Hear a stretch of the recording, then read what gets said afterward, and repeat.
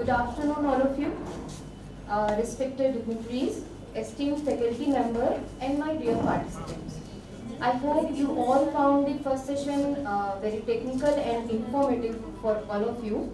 Once again, I extend my warm welcome to all of you in today's session. And now it's my privilege to invite our respected faculty member, Mr. Rinku Raheja sir, from Department of Computer Science, and Ms. Gagandeep ma'am from Department of Management, to kindly come forward and felicitate our esteemed resource person, Professor Sunil Kumar Pandey sir, with a plant and memento as a token of gratitude and warm welcome.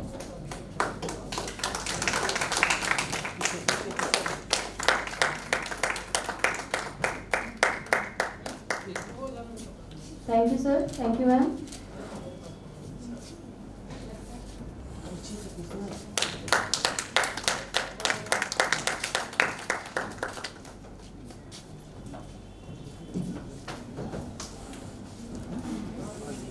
We are privileged to have with us an eminent academician, researcher, innovator, and technology leader, Professor Sunil Kumar Pandey sir.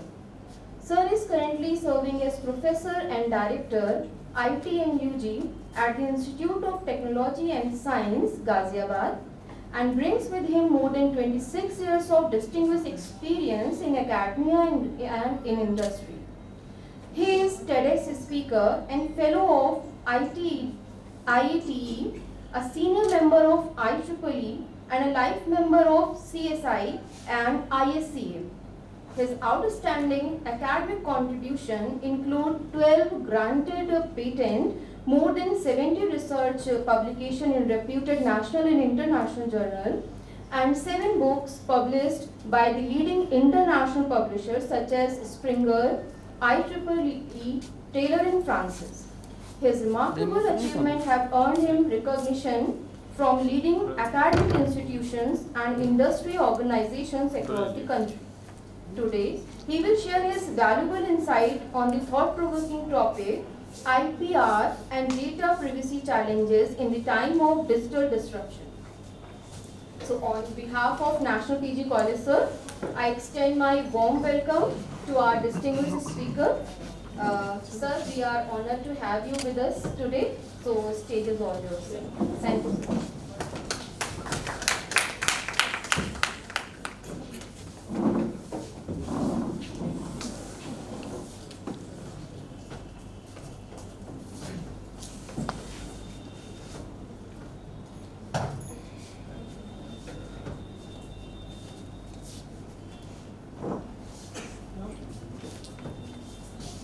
So good afternoon.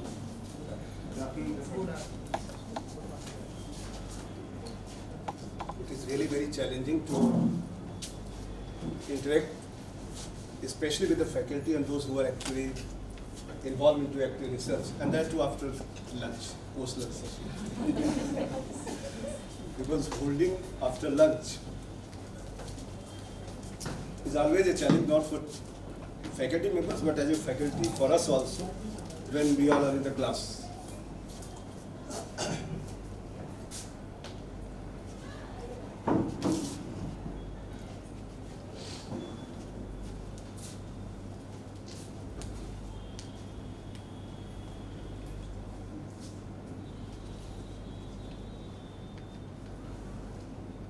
The people, those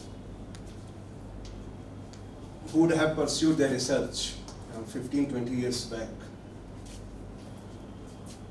probably they would be sharing my pain when I say that when the term research is used, research is something which always involves the process of exploration. And there is nothing secret about it. We all have been doing this as a faculty. And research is something which is not actually related directly to the PhD only. Even as a faculty, when we go to the classes, those who have been actively engaged into research in their core areas, they always find it comparatively easier to make classrooms engaging. Then if I take an example, whenever we go to any platform, we talk to anyone, in that conversation at some point of time, the one term is common which will be used by everyone, that is AI, artificial intelligence. Irrespective of whether we are teaching humanities, whether we are teaching science subjects, whether we are teaching computer science, or whatever subjects we are into. Now AI is something which is penetrating every corner. And when we go to the classroom, most of the time you will find that we start by defining the subject itself. And we always maintain that if a faculty, if a teacher is able to define the subject itself, half job is done. Because then it lays down the foundation for the students and the audience also to build up upon that. But AI, artificial intelligence, even John McCarthy, who propounded this concept in early 60s, he found it very difficult to define AI. Because AI is something which is related to intelligence.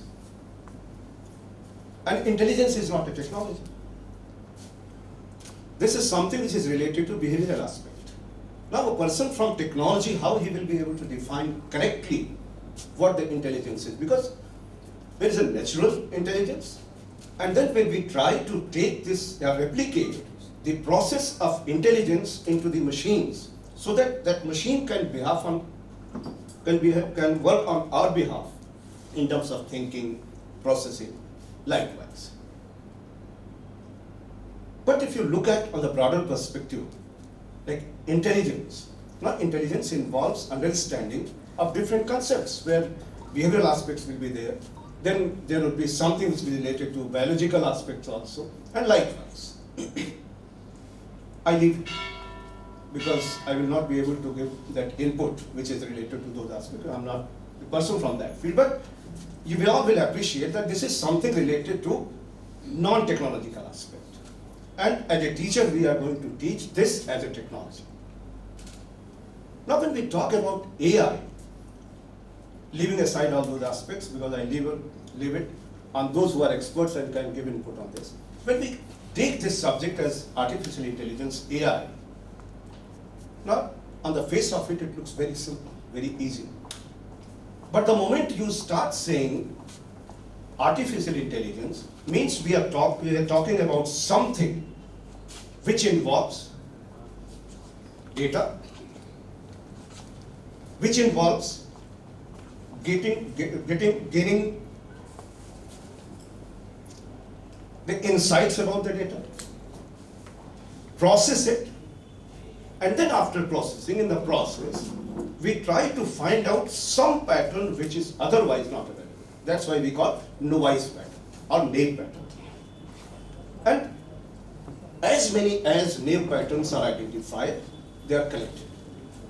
Once they are collected, then process further proceeds and it tries to find out some relation between the patterns. And if there is any pattern established, we consider it that this is something which is related to a process whose output is actually occurring on certain occurrence of certain incident, event, or otherwise. And then those noise patterns gives us an insight based on which we can further analyze and arrive at a conclusion that if this pattern continues, what is going to happen in the next phase. So we will be able to predict that. So we are expecting from machines something which is not stored there, but by gaining insight of stored data and applying certain processes, we are able to get something which is not in existence, but if pattern continues, we can have something in future. And that's what called prediction. And the process which is used for this is called predictive analysis. And the model that uses it, that is used to train this system, predictive modeling. Now this is one answer. Now when it comes to processing, general research studies epics कि अगर आप एक normal process आप कोई मान लीजिए search करना चाहते हैं किसी एक डेटा सेट से, तो अगर मान लीजिए उसमें x amount of resource consume होता है और आप उसी क्वेरी को एआई के थ्रू अगर आप सर्च करना चाहें तो 10 times more resources are required. Why? Because normal जो सर्च ऑपरेशंस हैं उनमें एक सर्च होता है कि अगर हमें आपको किसी बुक में कोई चीज सर्च करनी हो तो एक तो तरीका ये होता है पहले पेज से शुरू करें and then subsequently we keep it continue till we find the result. Linear search हो जाता है। दूसरा ये कि अगर हम उसको किसी एक सिंबल के फॉर्म में रिप्रेजेंट कर पाए तो उसको हम कोशिश करते हैं कि इसको हम सॉर्ट कर दें, अरेंज कर दें। अगर वो अरेंज नहीं हो सकता तो उसको कुछ वैल्यू असाइन करके अरेंज कर दें एंड देन उसके बाद उसको बीच में से हाफ डिवाइड कर दें। तो उस हाफ के पहले x से हाफ के बीच में जितनी वैल्यूज होंगी वो गई और दूसरा नेक्स्ट हाफ में। अब हम ये देखते हैं जो हमें सर्च करना है वो किस हाफ में आता है एंड देन उस हाफ में तो by that process we improvise the process.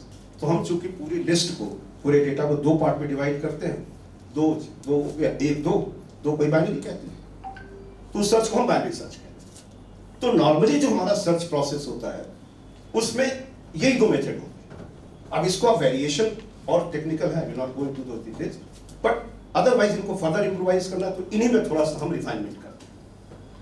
When it comes to AI, ना एआई जब हम यूज करते हैं तो हमारा ऑब्जेक्टिव यही है कि हम नोवाइस पैटर्न लेके हम नॉर्मल एक्टिव डेटा सेट के ऊपर हम कभी एआई अप्लाई नहीं करते। जो डेटा हमारा होता है जैसे हर एक चीज की लाइफ होती है। अब हमारे यहाँ कोई स्टूडेंट अगर एडमिशन लेता है फर्स्ट सेमेस्टर में तो उसकी अटेंडेंस, उसके इंटरनल मार्क्स, उसकी परफॉर्मेंस, यूनिवर्सिटी रिजल्ट, ये सारा कुछ हम मेंटेन करते हैं। अब 3 साल के कोर्स में जब वो 3 साल के बाद कोर्स कंप्लीट कर ले तो उसकी अटेंडेंस का फर्स्ट सेमेस्टर की अटेंडेंस को हम क्या करेंगे, सेकंड का क्या करेंगे? Okay, sorry. So suppose if something needs to be searched, so what I was saying that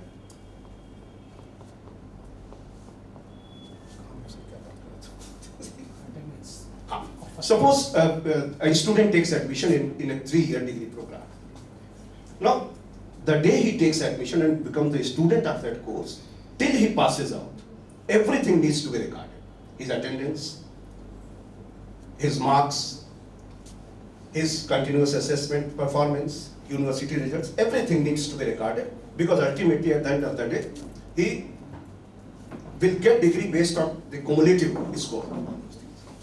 Now once he completes the course and degree is awarded, now thereafter, what was his attendance in his first semester, keeping this after 4 years, 5 years, once he passes out, does this make any sense?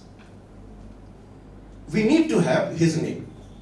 We need to store his contact details because he becomes an alumni. We may require to keep his address, email ID, but not his attendance or look. We may require which course he studied, which was the batch, in which year he passed out. That's all. Means his attendance and all those things are required to be kept for the duration of his course. And once he completes the course, those data items are not required. So that is what the data life is. Means every data has its life. So once that life is complete, means the student passes out the course and now he is no more the student, then that data is not required. But we need certain data items, his name, contact detail, address, we all need that. So what was thought? The researchers started thinking on these lines, if every year 2,000 students are getting admission, and if you do not segregate this and keep every data in the data set, after 10 years, we will have 2,000 per year. After 10 years, we will have 20,000 data. And out of those 20,000, 18,000 students' data is irrelevant. So, amount of resource required in searching from 2,000 records and amount of resource required for searching in 20,000 will be 10 times more. So people started thinking what to do with this. So they came at the conclusion, why can't we keep this data at 2 places? One, where the active data is required, to which we call hot data. And second, the data which is not required now, but it can give us better insight. So let us keep it separately somewhere where that data will be transferred and it will remain there. And that is called historical data, cold data. So in active data set, data will, every student who is getting admission will be added, and it will be there till he completes the course. So at all the time, amount of data will be almost same. Whereas the second data set, values will keep increasing. And this value, which is going to be keep increasing now, on that data, we are not using that data to take decision for today. That data gives an insight. If we have proper logic, proper application, that data can be processed to generate that model and can be trained so that it gives us a perspective which is futuristic in nature. So rather than subjective,